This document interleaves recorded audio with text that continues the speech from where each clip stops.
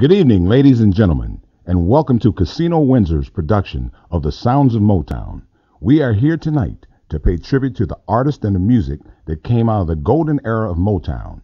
So sit back and relax. Let us take you back to a time when the whole world was listening to records created in a small studio in Detroit, Michigan, that became known as Hitsville, USA.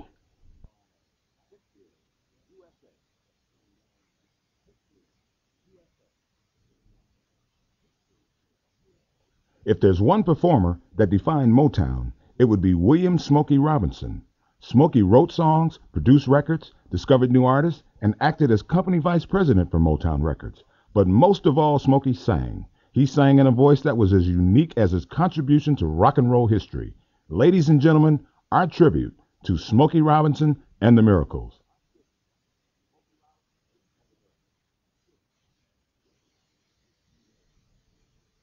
Few records have ever had a chance to be a huge hit twice for two different generations.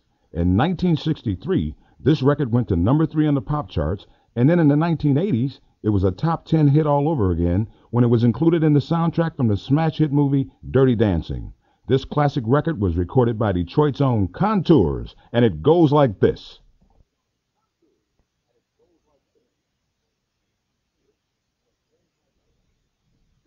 This Motown artist walked into the Motown studios when she was only 17.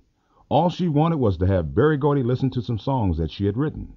Imagine her surprise when she became the first Motown artist signed to the new Motown label, the first Motown Grammy nominee, and the company's most dependable hitmaker in the early years. Of course, we are talking about the legendary Mary Wells.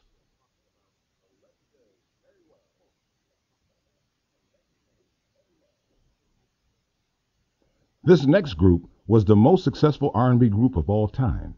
They recorded more than 40 top 10 hits over a period of 20 years and attributed their success to their ability to change with the times. They were cool, they were stylish, they had class, and they were known as the Temptations.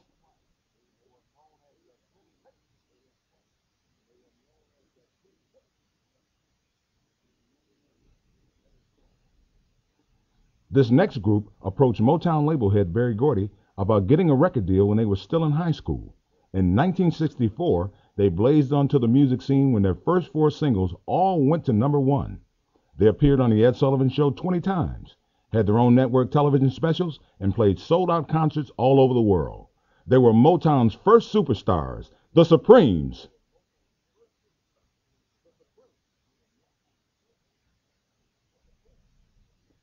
Motown Records had a tradition of employing top studio musicians to create their records, and these musicians were as responsible for the distinctive style of Motown's records as the artists were.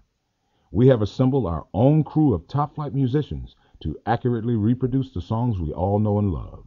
Ladies and gentlemen, please put your hands together for the Casino Windsor Orchestra under the direction of Mr. Vic Bortolone.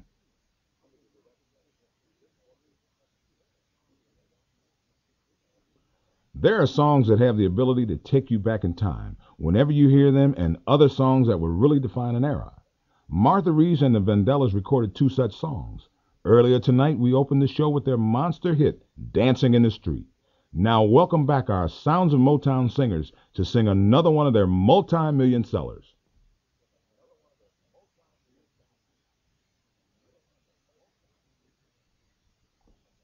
The most intriguing superstar in Motown was without a doubt Marvin Gaye. With his movie star good looks, smoldering voice, and flat-out sex appeal, he had the ability to communicate a song like few other artists. Marvin was tragically taken from this world far too early, but his passion and his emotion lives on through his songs. Please put your hands together as we pay tribute to an outstanding artist, Mr. Marvin Gaye.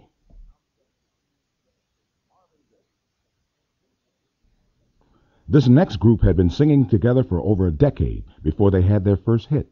The song was Baby I Need Your Lovin', written by 3 of Motown's most prolific songwriters, Holland, Dozier, and Holland. The group was the Four Tops.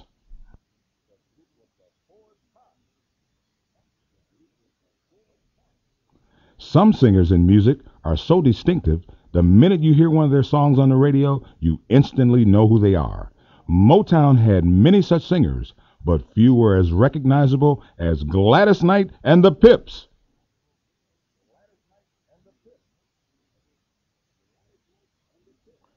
As the 1960s rolled to a close, the style of music was undergoing a change, and as usual, Motown was leading the trend. The new generation of Motown performers were led by five brothers from Gary, Indiana, who, just like the Supremes before them, had their first four records go straight to number one. From there, they took the country and eventually the world by storm. In our final musical tribute of this evening's performance, we honor the last group of Motown's golden era, the Jackson Five.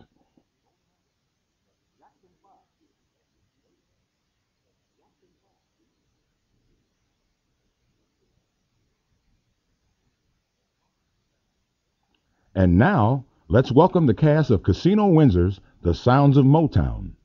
First of all, let's hear it for the Casino Windsor Orchestra. On trombone, Paul Goriot. On trumpet, Mike Sagan. On saxophone, Lynn Timolini. On keyboard, Chris Borshak. On drums, Kevin Vinnie. On B3 organ, Larry Thompson.